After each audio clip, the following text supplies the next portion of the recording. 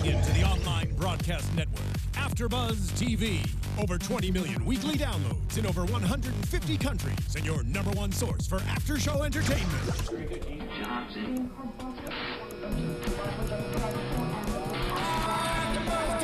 AfterBuzz TV, the destination for TV superfans.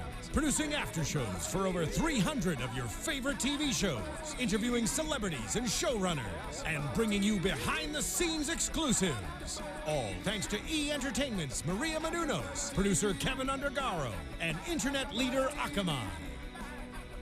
Now, let the buzz begin! Hello, everybody, and welcome to the Star Wars Rebels after show here at AfterBuzz TV, Season 2, Episode 11, or 13, depending on how you count the episodes. Episode something. I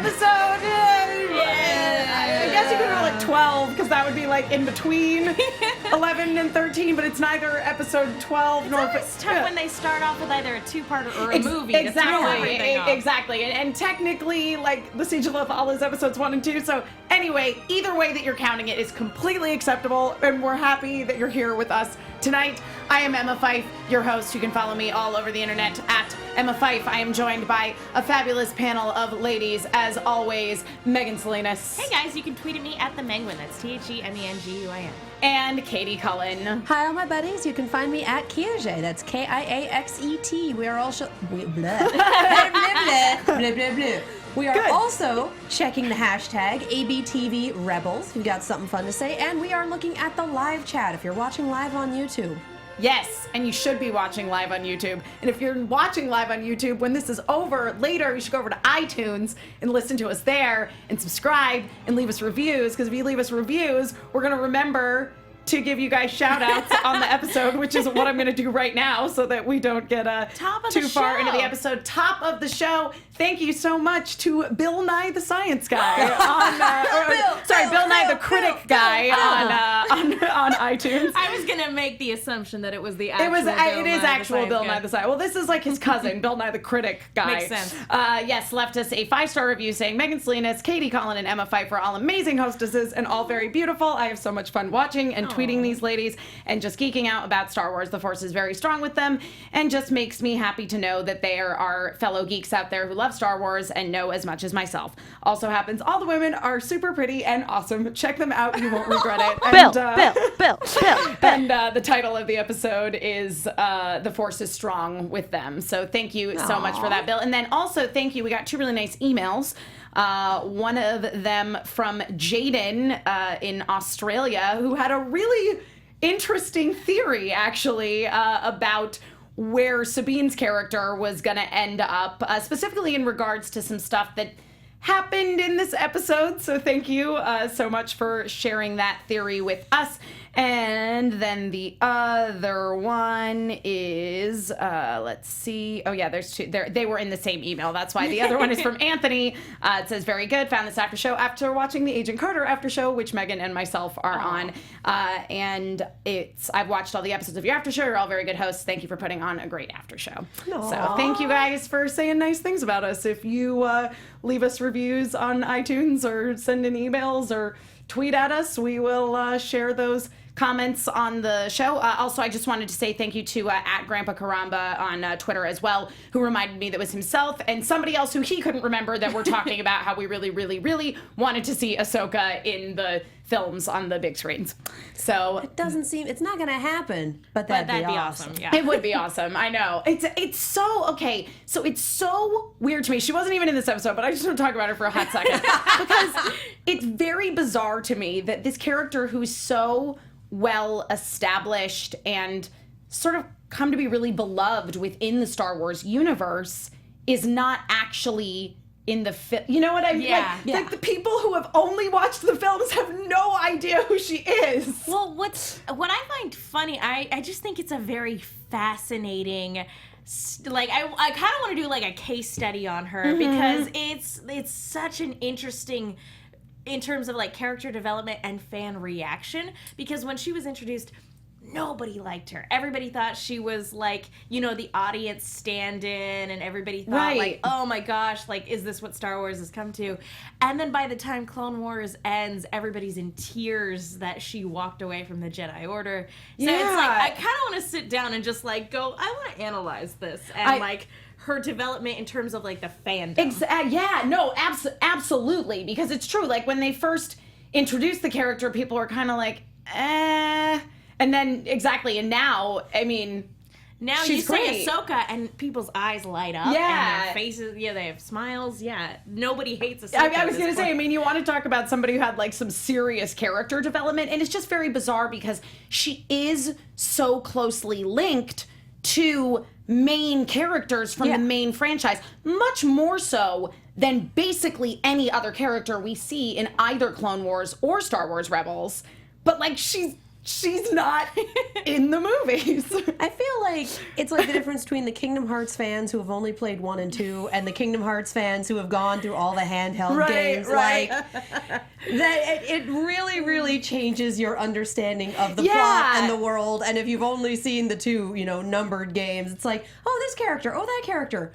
Who on God's green earth is that? I know, exactly. But the people who played the handheld games are like, oh my goodness. Yeah. The difference is you can do the Star Wars movies without having done the series. I don't recommend it, but you can. Right. But when KH3 comes out, everyone who's only done 1 and 2 is going to be super very confused. Very confused. All right. Slightly different execution. There is some required reading. Exactly. There's a lot of it. That's the thing. I feel like we should there should be like, as you say, like a required reading list of of this and like what you should watch of Clone Wars and Rebels to have a deeper appreciation of Star Wars as a whole. Or better yet, what's the correct episode order in Clone Wars? Because Netflix doesn't believe Nobody in it. knows. If you're gonna watch it on Netflix, the episodes are not in order. Yeah. So it will forever be a mystery. However, on Netflix they are uncut. And when they were originally aired, they cut some of the episodes down quite a bit because they thought they were too violent.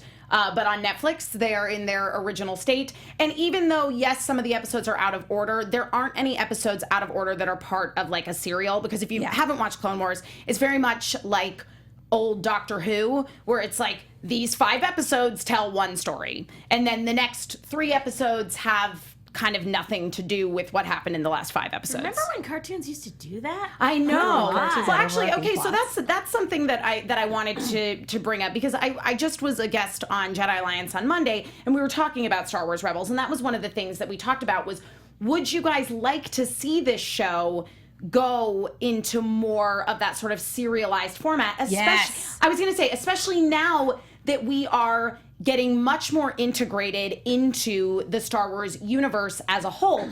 Season 1, I think, worked in the format that they did it, where it was this very, serialized episode to episode, and episodic in some ways, but it's like, it was telling one continuous story instead like, of lots of little stories. Learns a lesson, and then the next episode it's like these 2 characters. Exactly. And thank God they remember what they learned. Yeah. We've had bad experiences with some other shows. Yes. Not so much with this show. I think that the character growth. That's what the character growth stays consistent. It does. We don't exist in a state of negative I was continuity. going to say, thank God. It stays consistent without being unbelievable on the part of the characters. You know what I mean? Because it's like, very few people, I think, learn a lesson they learn a lesson for good the very first time they learn it, but you learn something from that lesson that you take towards whatever sort of similar situation you see yourself in. And I think that that's very much the case with the characters in Rebels. And that is one of the things that I think makes this series really, really good, is you have these very interesting characters that you want to go on this journey with. But the thing about season 2 is that it's suddenly a much grander scale, so that I don't know if the format that they're following is gonna continue to work. Do you guys understand what I'm saying? And they tested it out with the premiere when they brought in Rex and the clones, and we had a 2-parter spread over 2 weeks. And I don't know what the reception to that was, aside from Because Captain Rex. Is that your nostalgia calling? I think it is. But yeah, I would love to see more of these 5 episodes tell a story, and then maybe 1 or 2 one-offs, and then these 3. I mean, Transformers Prime did it to very good effect. Yes.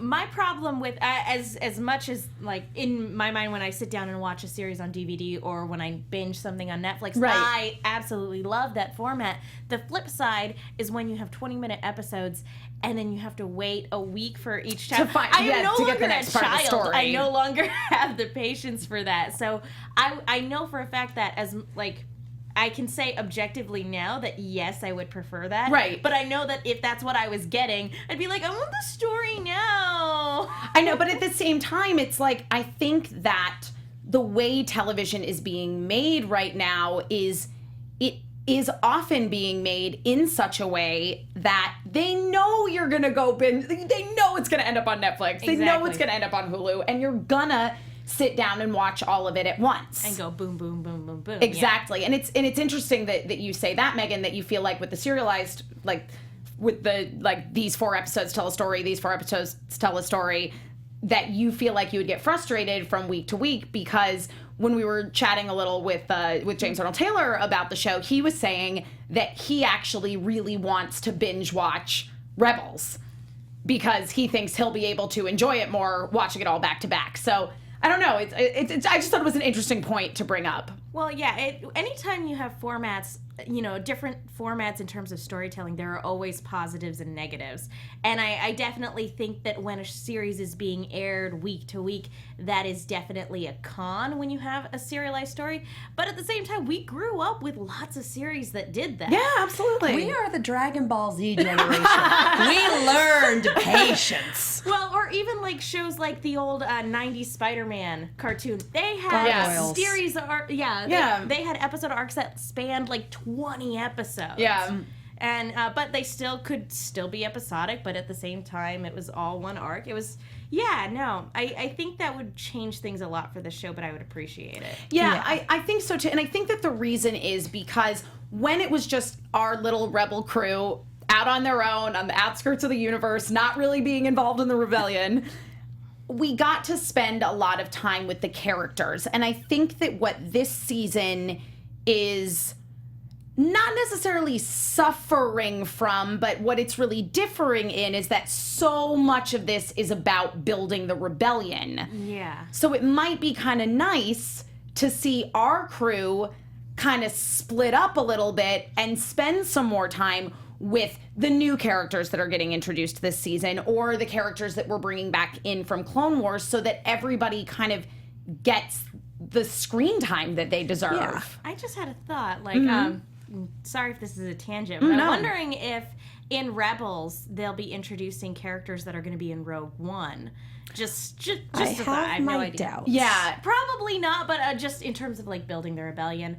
That was just a thought. Sorry. No, it's interesting because I think that that with the characters in the animated series, they don't tend to bring them to the big screen because it's like, even though, yes, of course Disney wants you to watch all of the Star Wars stuff, they're not going to rely on people having seen. They're not going to alienate the people who haven't watched Rebels. Yeah, and I mean, once they wind up on the big screen, what happened to them. Exactly. It's like if the show gives you a flash, I watch Arrow, and 6 months later, there's a grave and someone's in it, and so the whole season has been overshadowed by who's in the grave. And it's going to be the same thing if one person winds up in the movies and another person doesn't. That is Sabine's true. there, but Hera's not. Yeah. Then what? I will say that in terms of like building the rebellion, pardon me, and having a more serialized format, I'm wondering, I heard somebody make the argument when talking about The Force Awakens, because a lot of people were saying that, the plot, as much fun as it was, the plot was very simplistic, and that there seemed to be this hesitation to delve too deep into the politics given the negative reaction to the prequels. So I'm wondering if the series that we're watching right now isn't taking a similar approach, going, we don't want to focus too much and get too bogged down in space political jargon. Let's just keep it to a bare minimum and focus on the action. So that could be it too. That could definitely be it. And we are still getting sort of... as is often the case with shows with an ensemble cast like Rebels, is we do have our core ensemble, and typically each of those people gets an episode or a couple episodes per season dedicated to them. So obviously this episode was largely dedicated to Sabine because we were dealing with Mandalorians within it. So basically the general plot of the general plot of the episode, which was called Protector of the Concord Dawn, was that they needed a new hyperspace route to get around because the Empire had their eyes on everywhere that they were going and they were going to get ambushed. And they're still without a main headquarters. Exactly. And so Sabine recommended that they go through Concord Dawn, which is a Mandalorian-occupied territory, basically. It's like also a Mandalorian. Sunny D off-brand. It's delicious. It's the grape version. Awesome. Oh, I get it. Concord. Yeah, grapes. Delicious. Yes. Hey. Yeah. So basically, the plot of the episode is they're gonna go and it's how do we deal with the Mandalorians in this colony who call themselves the Protectors of the Concord Dawn. Because that's not pretentious. No. Not in the slightest. How are we going to deal with them in terms of negotiating with them, getting to use their territory to travel through hyperspace? And there are two options. It's either diplomacy or you go in guns blazing. Exactly. It's very Undertale. You fight or you mercy. You can tell what I've been watching recently. Maybe a little obsessed. Yeah. I love it. But kind of to go back to what you were saying, Katie, about no negative continuity, I like that when a character goes to a particular extreme in this show, it's for an understandable reason. Yes. Like you watch what Sabine is going through in this episode, and at no point do you ever go, that's not believable. No, it completely makes sense for the situation. Oh, I totally agree. Because, I mean, Sabine is part of the rebel family 100%. I mean, you don't doubt her loyalty in the slightest. But she's also she's also raised Mandalorian and former bounty hunter, so you know that is informing her day to day. Absolutely. And just a little bit of a little bit of backstory in terms of her family history. They dropped her family name, and the first thing that someone says is traitor. Well, do you guys know about Vizsla? I do not. Okay, so Vizsla Please tell the story. In Clone Wars was basically, I'm trying to remember the name of the gosh, hold on, I got it. They were called, oh my gosh. Oh, Death Watch, that was the name of it. They were basically like the Mandalorian terrorist organization. Holy crap. Yeah. Okay. Yeah, so in Clone Wars, there's like these super violent, like Mandalorian assassin terrorists, and Vizsla is like the leader of them. Oh my god. So that's her mom. But or her dad. Well, she said specifically my mother was. Okay, yeah. She So did.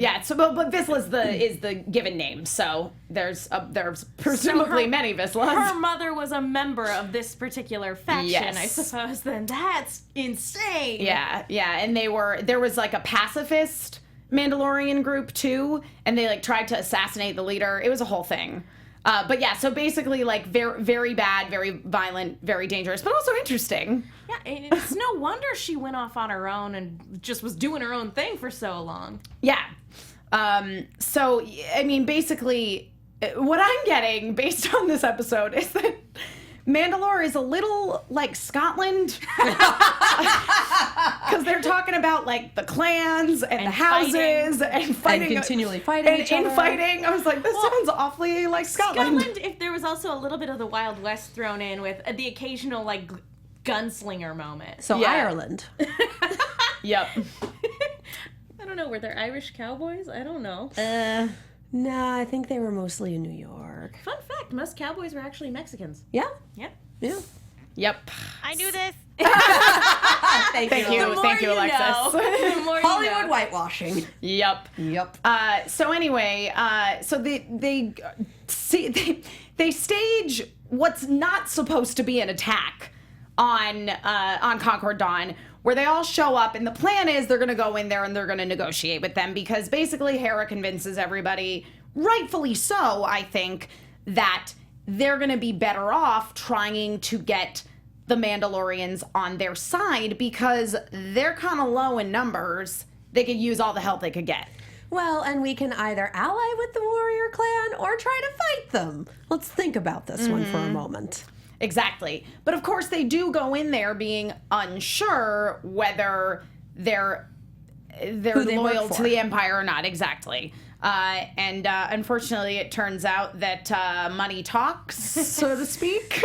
And it has a British, Scottish accent. I'm not sure what kind of accent all right, that so was, this is the but I deal. liked it. So Fen Mandalorian Rao, who is the protector of Concord Dawn, or the Concord Dawn, is Kevin McKidd does his voice, who is Scottish. Oh, okay. That works then. Yeah, he was a doctor on Grey's Anatomy for a little while. Don't ask me how I know. Don't worry about I it. think we all know how you do. That was a brief time period in my life. But anyway, it was funny because to me what it sounded like was him trying to not sound Scottish, but also accepting that he couldn't really do an American accent.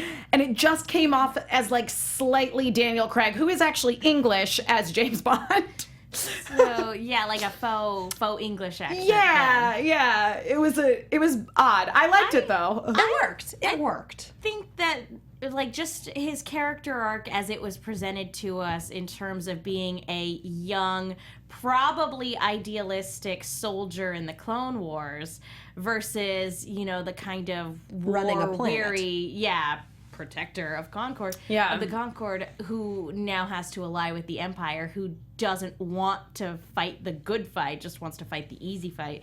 That's a very interesting kind of arc for a character.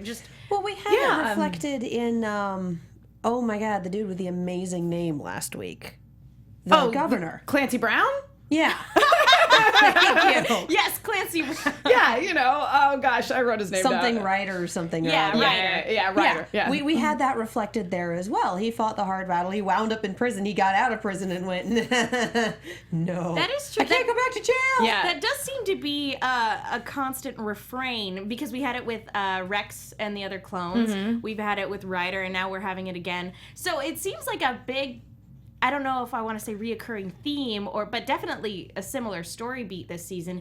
Turns out war sucks. Is getting old soldiers back on the good fight.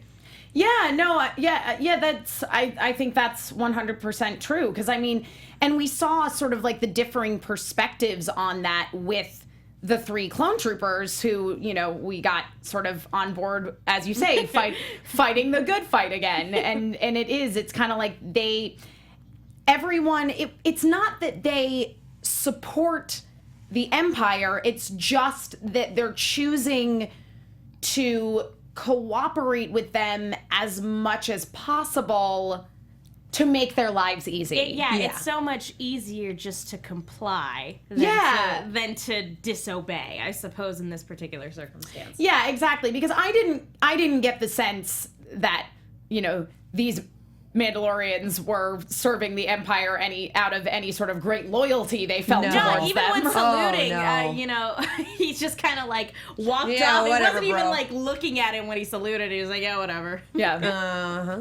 Yep. But that fight that they get into when they find out, like, oh, I serve, because basically Fen Rao is like, well, that's cool that you showed up and you're trying to like be bros with us, but you're rebels and we serve the Empire out here.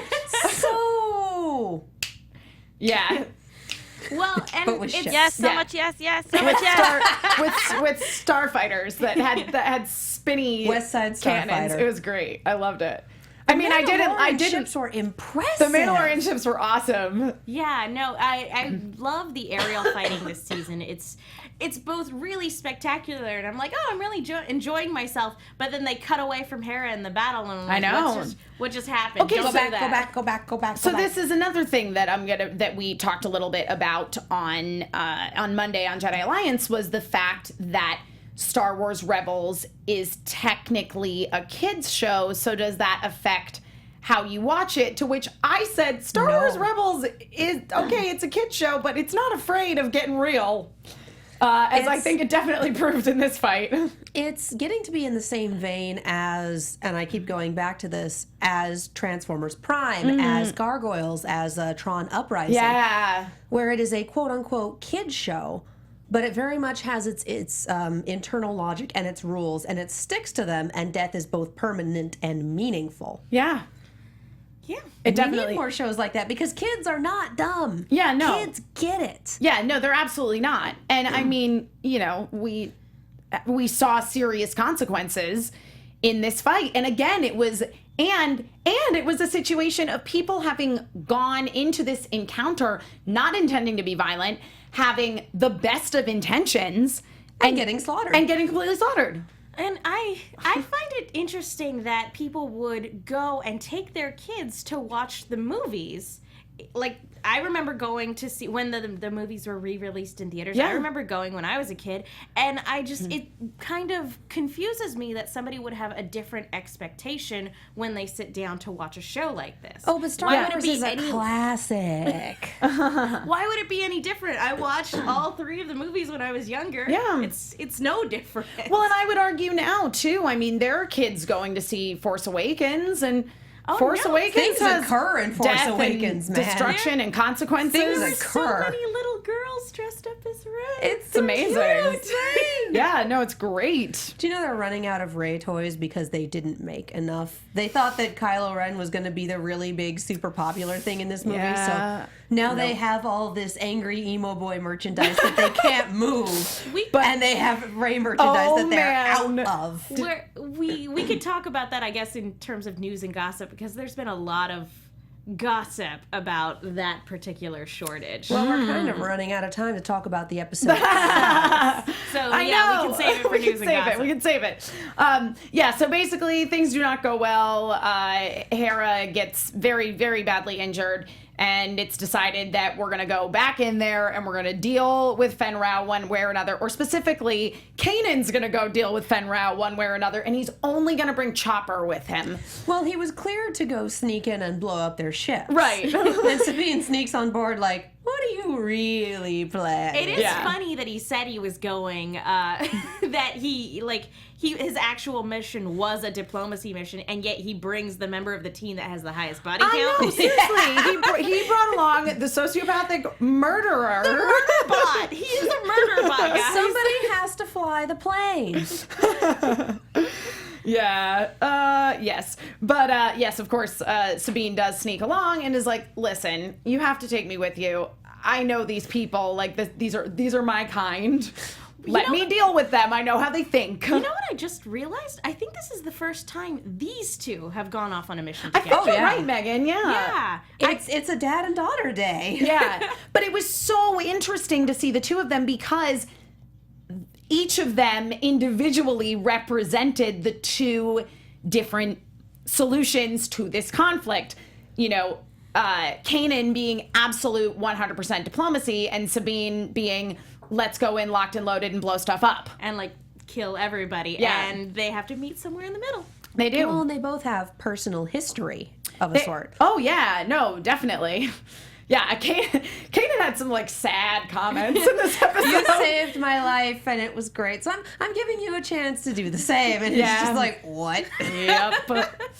Yeah, well, and one of my favorite interactions was when they were heading back to Concord Dawn, and Sabine said to Kanan, this Jedi philosophy stuff doesn't work for everyone, and his response was, that's why we're at war. And it wasn't just that's why we're at war. It's just that's why we're at war. That was this jovial delivery that was just like, oh my God. I think that's somebody the takes to best that take. delivery Freddie Prinze Jr. has given this entire season. It was pretty stellar. It was pretty great. It was. Yeah. It made us all smile. Well, and there are ways you would think that line would be delivered, but it was just like, Yeah. Well, and again, I really liked seeing the team up between Sabine and Kanan because, again, they're so at odds with one another, but they didn't just spend the whole time just we are bickering. so far past you know? Yeah. And not to mention that, like, again, when you watch these two characters together, you get the sense that they've been a part of the same team for a long time. And again, at no point do I ever feel like their interactions are ingenuous. Yeah. And it's also, Kanan for a lot of season 1, was called like the cowboy of the show. He was very much a cowboy Jedi. So I think it's really funny that, she teams up with a cowboy and she's the one that has a shootout at the end of the episode. I know. Yeah. I know. I wrote down about that shootout. So basically, where's the tumbleweed? Yeah. Yeah, so they confront Fen Rao and she wants to challenge him to a fight to the death. She invoked the code. Yeah, invokes the code. Olé! Yes. 2 men enter, 1 man leave. No way in, no way out. I also felt like it was very Game of Thrones, like trial by combat. Ended a lot I think better we for can just Sabine. say that this really is a did. trope. Yeah. And go with it. It does. Yeah, it definitely is. But she goes into this duel, and I like, Kanan really doesn't want her to do it because he really thinks that she's gonna shoot him. Yeah, but at the same time, she's recognized that she has to make this compromise, and she's like, trust me. Yeah. And at the end, he does. He has to let it go and go, okay, I trust you. Yep. So she shoots him in the hand, and then... Didn't kill him. Nope. Blows up a bunch of ships, just like they'd set out to do. She didn't kill anybody. Nope, she sure didn't. And this is kind of the point where when we were watching this, was like, there's like 7 minutes left in this episode. This is either going to be a 2-parter or they're going to pull some crazy Deus Ex Machina stuff. And this, I think, figures into our conversation about, wouldn't it be great to have serialized episodes? Yeah. Wouldn't it have been great to have this over 2 or 3 episodes? Yeah, I would have watched 3 episodes worth of running around the Concord grape whatever doing. Yeah, no, I agree with you, Katie. I think that I want to know more about Fen Rao. And I mean, he's obviously still captive on their ship at this point. So I mean, presumably we're going to see him again almost immediately. One would think. Well, I mean, they've brought people into the show who have then had to step back because the show is still about our 5 main cast members. Yeah. So you bring in, Rex and the clones and Ahsoka, and it's like they're there. Yeah. But the spotlight still isn't on them as much as you would think it would be. I think that's why it works so well on Rebels when they bring in characters from the original trilogy. Yeah. Because it was like a lot of the time, so in the first season, one of the main one-off characters we saw was Lando. Yeah. And it's like, we know Lando already. Like, that's like a fun Easter egg. Cool, whatever. And I think they can do that with the Clone Wars characters as well, because I think, a lot of people who are watching the show haven't necessarily watched Clone Wars, and that they can still appreciate these characters as characters, but people who have watched Clone Wars, it's like, oh, yay, this is so fun to see. But, like, it feels weird to me when they introduce characters. And then you don't see them for 3 episodes. Yeah, like Ryder Azadi and potentially like Fen Rao, who we just met, who it's like, where'd they go? Like... It feels a lot like, we were talking about this on Agent Carter last night. Yeah. It feels like it's like you're putting a lot of set pieces on the board. I agree. And they're just not in play yet. So... Well, and now that we've widened the scope of, not the world, our universe at this point, it's entirely possible that they are off with another part of the fleet doing X, or they're on a different planet doing Y. I mean, we don't really need status updates as to where every piece is on the board. We just get really super happy when Ahsoka backflips into the room. Yeah, exactly. And that's all I really need is Ahsoka backflipping into the room. Just sign me up. Exactly. Backflips, multiple lightsabers. Boom. Kicking Good. some, Do it. some Why can't we meet Inquisitor her butt. at Disney parks? I know. We've got like everyone else. Why can't we But have I'm her? real glad that they have the Seven Sisters. That's super awesome. I will That's say so that cool. meeting Vader was one of the funniest dang things I've done in a while. Yeah. Because I walked in wearing a Jedi Knight badge, and that went over swimmingly, let me tell you. Yes. So yeah, basically, I mean, that's where we end. Is they blow up a bunch of ships. Fen Rao goes off in his starfighter, but Kanan jumps on board the starfighter. Yep. It's a good thing they never broke atmosphere. That's true. You didn't really think about that. Very I much was thinking like about that the whole time. Oh, I think he didn't really think about that. Oh, Like well, yeah, Mission cowboy. Impossible when he's like Yippee-ki-yay. holding on to the side of the plane as the plane takes off. I know. Yeah. Only with a lightsaber. Yeah. No, this is the yippee-ki-yay part of things. Yep. Yeah, but Sabine goes after them and gets them both into her little ship, and they all go back to the Ghost. We find out that Hera is alive and well. I mean, they left knowing that she was going to be okay. Yeah. Yeah. But it was really interesting because it seemed at the beginning of the episode like they were setting it up to be this Sabine Hera team up, which we've seen very successfully on multiple occasions. And so it definitely took a little bit of a twist with the... It was like, yes! Yeah. No! Yeah. And I like that. I like it when you get to see two characters who don't get to interact very often. You get to see them interact for like the first time, just in like isolation, which I very much appreciated. Yeah, no, I don't appreciate Hera getting hurt, but no, me neither. But she's okay. But Mom had to be out of the picture because things make a lot more sense when Mom's in the picture. It's true. You kind of had to have the cowboy mercenary episode without her being the voice of logic, because otherwise it doesn't get off the ground. I agree, and the thing is that it's like everyone kind of listens to Hera. Oh yeah. And as we saw at the beginning of this episode. Exactly, because if it had just been Kanan fighting for diplomacy, it would not have happened. Kanan. That's great, Dad. What did Mom say? Yep. Great. So anything else that you guys want to talk about before we move into some predictions territory, etc.? We didn't get a preview this week. I know. We didn't. Weird. So this is going to be grasping at straws. Just that I can't stress enough how like stellar the animation is. Oh, the animation's great. And at the everything, the choreography of like the fighter pilots and like even Kanan hanging on, that was a great action sequence. The action and the animation in this season are just spectacular. Yeah. That's all I have to add. I love it. Let's predict some stuff, shall we? And now, your AfterBuzz TV prediction. I love the light show. I love it. It's pink. I cannot wait for the end of the season when they bring back all the set pieces they've been setting up, including Darth Vader. Yeah. And just go crazy. Yep. It's gonna be nuts. I want it. Yeah. No, I feel like it's gonna be like a like end of the Two Towers Battle of Rohan kind of situation. Yes. Sign me up for Star Wars Rohan. Yes. Yeah, that's what I think is coming. Yes, please. Also, we saw in the like season 2 part 2 teaser that Yoda's gonna show up at some point, which will be super fun. And Vader. Yeah. And And that Darth fight's gonna be Maul? ugly. Darth. The old master. Yes. Question mark? Well, Darth basically Maul, question mark. Darth Maul dies and comes back with More than some once. regularity. So. It's not a new thing. It's the revolving door of Maul over That's okay. here. That's okay. I love Darth Maul. I'd love to see him on this show. Yeah, I mean, and obviously, I think one of the big things that we're going to deal with is Ezra's pull to the dark side, and we'll see how that goes.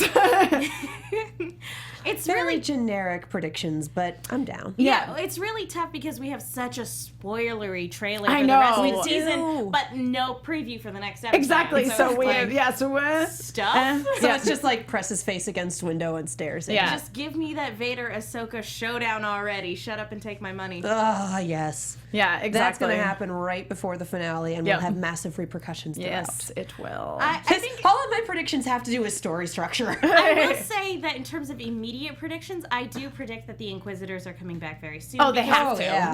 We've been without them for a little while. Yep. Maybe it just feels that way because we had the winter break, but I feel like it's been a long time since we've seen the Inquisitors. So I totally agree. I totally agree with you. Yeah. As of right now, since there wasn't an episode preview and I'm not seeing the next episode title, and usually they're good about listing in advance, we're not sure if there's an episode next week or not. But if there is, we'll be here. And if not, we'll be here when Star Wars Rebels is on again. We'll be back later. Yeah, so to make sure that you know whether or not we're going to be here next week, Katie, where can people find you on social media? You can find me on Twitter, Tumblr, and Instagram at Kiaxet. That's Kiaxet. I am also on Snapchat at Kia Prime.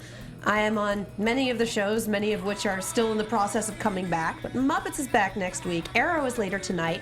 And if you are in San Antonio for PAX South this weekend, I will be there starting tomorrow. Hit me up. Woo! Megan Salinas. You guys can tweet at me at @themenguin. That's TheMenguin. I'm also on Instagram. I always forget that. Yeah, you are. And you guys, I'm on a bunch of shows here at AfterBuzz, and you guys can also check out some of my articles on the movie Chick. That's Chick with 2 Ks. Be sure to check those out. And I am Emma Fyffe. I can be found all over the internet at Emma Fyffe. That is my name, EMMAFYFFE. If you're listening, that is all F's as in Fred, no S's as in Snake. I am on a bunch of shows here at AfterBuzzTV.com. Face Off is on later tonight. I am also on Agent Carter with Megan, and I do Bob's Burgers on the rare occasion that show's actually on TV. Steven Universe, just to name a few. And the rare occasion that show's show's on TV, exactly. I mean, hey, representing for the shows that aren't on right now.